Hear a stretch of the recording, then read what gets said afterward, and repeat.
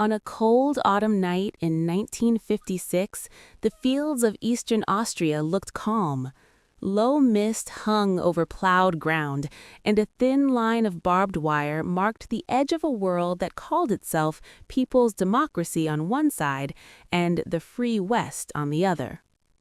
A young Austrian gendarme walked his patrol route along a dirt track, boots crunching on frozen soil.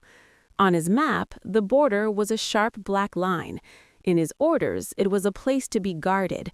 But in real life, it was something else entirely, a place where desperate human beings appeared out of the dark, shaking with cold, chased by tanks and secret police, hoping that if they could just take 10 more steps, everything would change.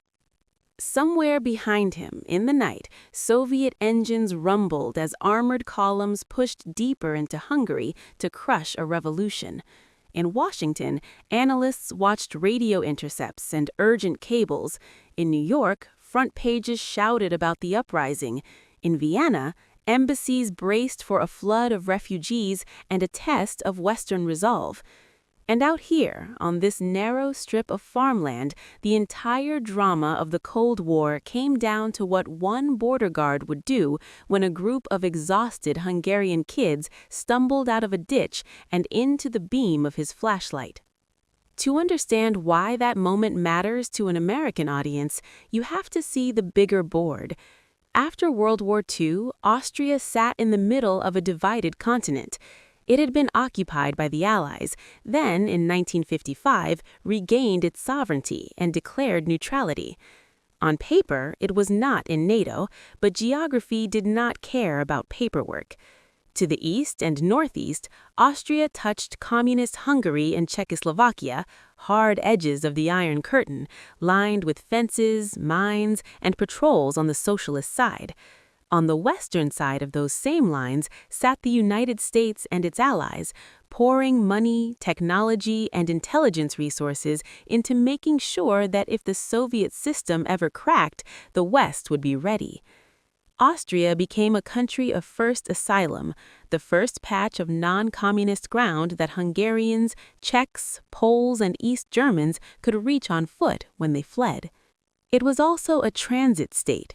Refugees who crossed into Austria were registered, housed temporarily, and then moved on to West Germany, to Canada, to the United States.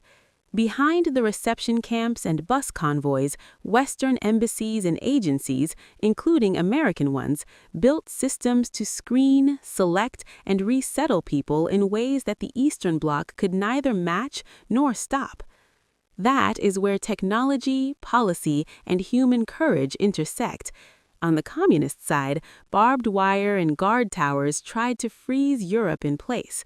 On the Western side, satellites, radios, data networks, and diplomatic machinery quietly prepared to receive and integrate those who managed to escape.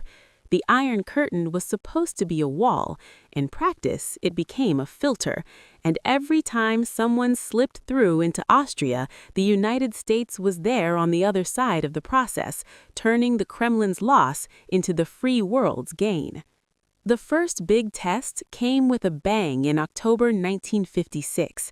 In Budapest, students and workers rose up against the communist regime, tore down Stalin's statue, and demanded free elections. For a brief moment, it looked like they might succeed. Then Soviet tanks rolled in.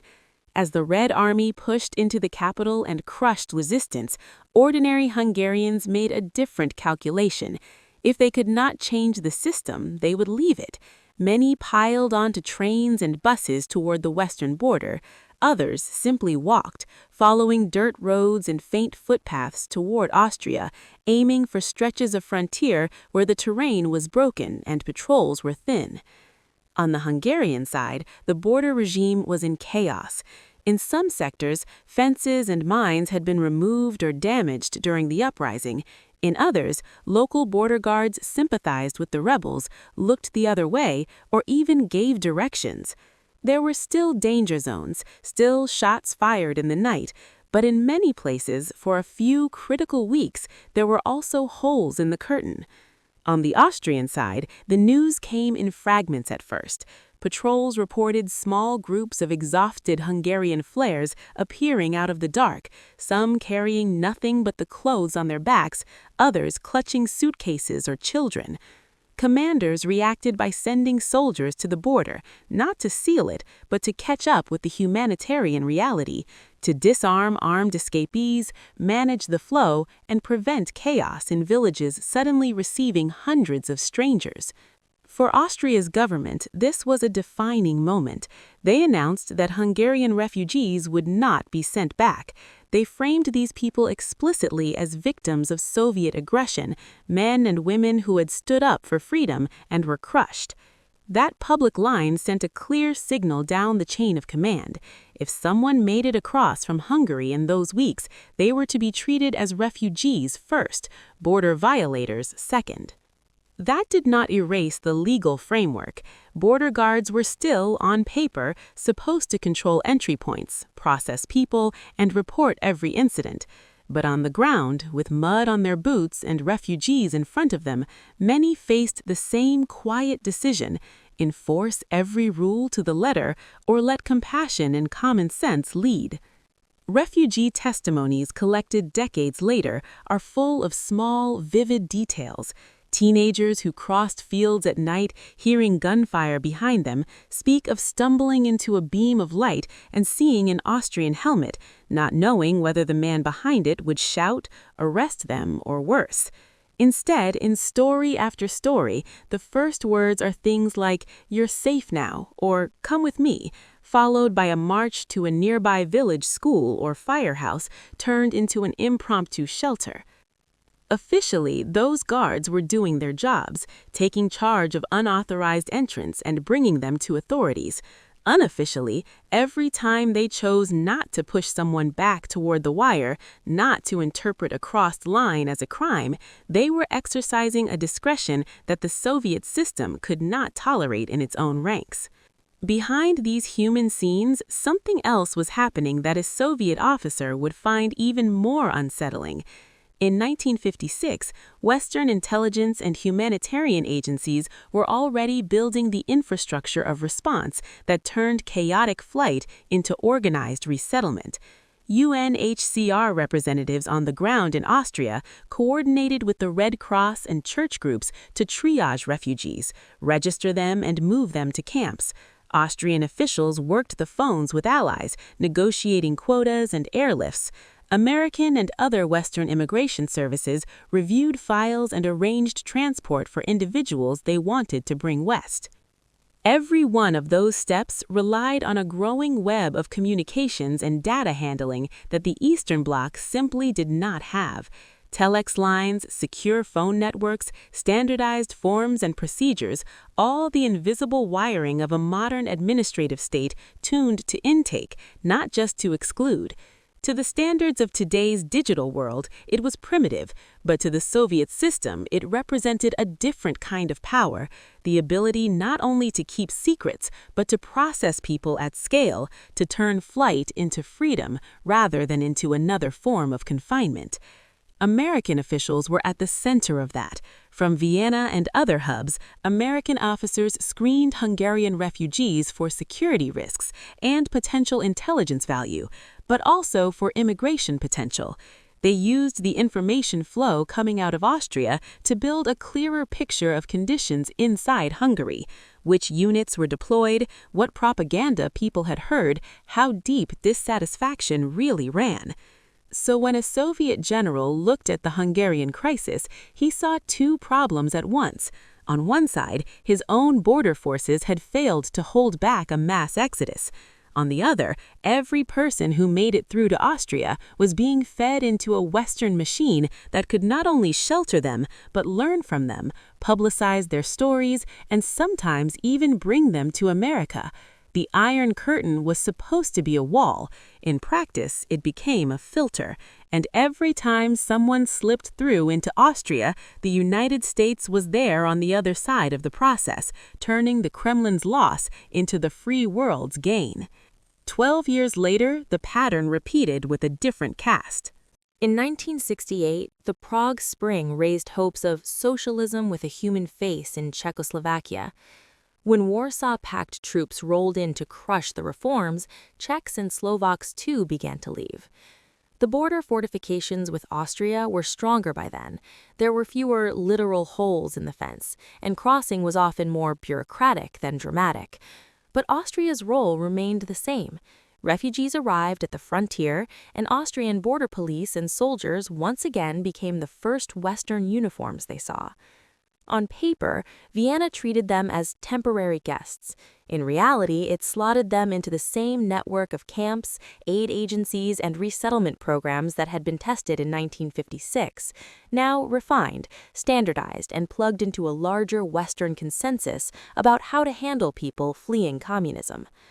By this point, the United States had spent 2 decades building up the technical and institutional capacity to manage information about people at an unprecedented level. Refugee case files could be cross-checked against watch lists, interrogations could be compared with signals intelligence and satellite imagery about conditions inside the Eastern Bloc, and decisions about who to accept could be made in a matter of weeks or months rather than years. For the ordinary Austrian guard on a night patrol near the Czechoslovak frontier, that world was mostly invisible. He still walked the line, checked documents, and dealt with individual human beings in the dark. But unseen above him, Western reconnaissance satellites were already mapping troop movements, fence lines, and guard towers along that same border. Unseen behind him, American analysts were integrating each new refugee account into a broader, technology-driven picture of life behind the curtain. The Soviet Union could boast of missiles and tanks.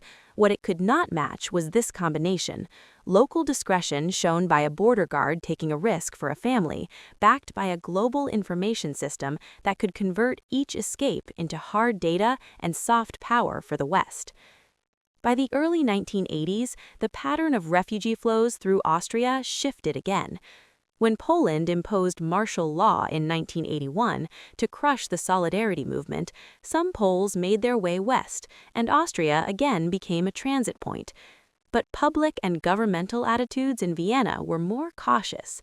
These new arrivals were not seen with the same halo as the Hungarians of 1956. They were often framed as potential labor migrants as much as political refugees. For border personnel, that meant more emphasis on control and less on jubilation. Yet the basic reality stayed the same. Each time the communist system tightened its grip, people found ways to leave it, and Austria's frontier was once again the line where the Eastern promise of workers' paradise collided with the Western reality of choice and mobility. Behind the scenes, the United States had modernized its refugee and intelligence handling even further. Computers now sifted through data, satellite coverage of the Eastern Bloc had grown denser, and communications between Washington, Vienna, and other capitals were faster and more secure. From an American perspective, the Iron Curtain looked less like an impenetrable wall and more like a monitored fault line where every tremor registered on multiple sensors. That is precisely what made 1989 so devastating for the Soviet project. The first visible crack in the curtain did not appear in Berlin. It appeared along the border between Hungary and Austria. In the spring of 1989, the Hungarian government began dismantling the electric fence that had long run along its frontier with Austria, removing hardware that had symbolized division since the 1960s. To many ordinary Hungarians, it looked like a small technical measure. To anyone watching from the West, including American analysts with access to satellite imagery and reports on the ground, it looked like a shift in the entire logic of Eastern European border control. On 19 August 1989, at a place near Sopron, Hungarian opposition figures and Austrian partners organized the Pan-European Picnic, a symbolic event where a border gate would be opened for a few hours as a gesture of European unity. What nobody fully anticipated was how East German tourists, already in Hungary on holiday, would respond when they heard that an actual gate in an actual border fence would be open. Hundreds of East German families seized the moment. Suitcases in hand, children in tow, they ran toward the gate. Hungarian guards, caught between old orders and new politics, did not fire. They watched as people they had been trained to confine rushed toward the Austrian side. On the Austrian side, border guards saw something unlike anything in their careers. Instead of small groups sneaking through fields at night, they saw a wave of people walking openly through a gate that had once symbolized death, not passage. Cameras captured Austrian guards standing by as East Germans crossed. Some offered directions, others simply stepped back and let history move past them.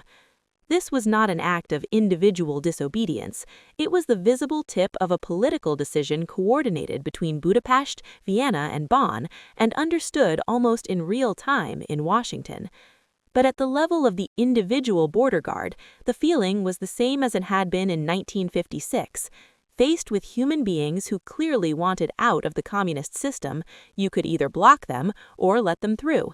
In 1989, the state itself told them to choose the second option. From the Soviet perspective, 1989 was a cascade of unwanted surprises.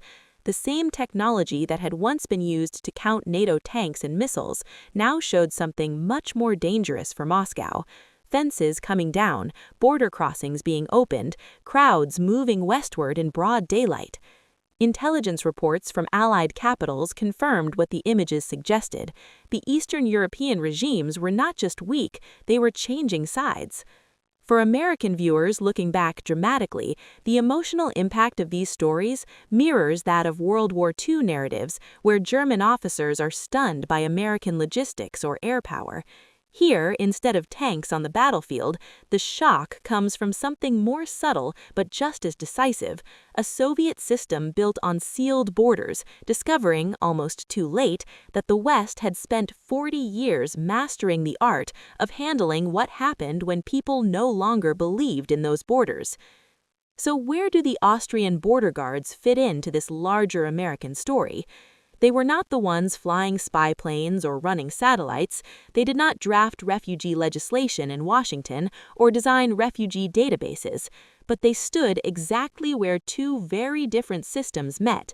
On one side of the line, a guard in a gray uniform following rigid ideological orders might be expected to fire at anyone crossing without permission, or at the very least to send them back into the machinery of the state. On the other side, an Austrian guard in a green or brown uniform, bound by laws but also by a political culture that, however inconsistently, valued humanitarian response, had room to interpret, to decide, to act as a human being as well as an agent of the state. Every time one of those Austrian guards chose to guide a shivering Hungarian teenager toward a reception center instead of toward a cell, or to wave an East German family through an open gate instead of slamming it shut, they were embodying a principle the United States had spent the entire Cold War trying to project, that on this side of the line, you could move, speak, and decide your future in ways the other side could not. And every time they did so, they triggered the rest of the machinery the United States had helped build, from UNHCR intake forms to U.S. visa interviews, from intelligence debriefings to charter flights carrying refugees to new homes in America and beyond. For Soviet leaders watching from afar, those Austrian patrols were not just local cops on a field. They were the visible sign that their vast apparatus of control, with all its guns and fences, could still be undermined by a combination of Western political will, humanitarian networks, and technological advantage. No matter how high they built their walls, the West had the tools to manage what happened whenever someone climbed over. For an American audience today, that is where pride, fascination, and curiosity converge. Pride, because the systems that turned Austrian borderlands into gateways to freedom were not accidents. They were the product of deliberate choices in Washington, Vienna, and other capitals to invest in information, logistics, and law that respected the individual in a way the Soviet model simply did not. Fascination, because the stories play out in the shadows of high technology. While a lone gendarme walks his patrol with a flashlight, American satellites are mapping the same fence line. While a border post stamps a refugee's papers, secure cables and databases are already deciding where that person can be flown next. The Soviet Union discovered, again and again, that it was fighting not just a military rival, but an information and mobility system built on tools and principles it could not easily copy. And curiosity, because behind every headline about the Iron Curtain or the fall of the Berlin Wall, there are dozens of smaller, quieter episodes. A guard who hesitated before raising his rifle, an Austrian sergeant who decided that one more family could fit on the last bus to the camp, an American consular officer who stamped a visa that would bring a former subject of the Eastern Bloc to a new life in Chicago or Los Angeles. These are the moments where the abstract clash between communism and the free world touches actual human lives. They are the places where the Soviet dream of a perfectly sealed border died, not with a dramatic explosion, but with a door left ajar, a gesture of mercy, and a machine on the Western side ready to honor that choice.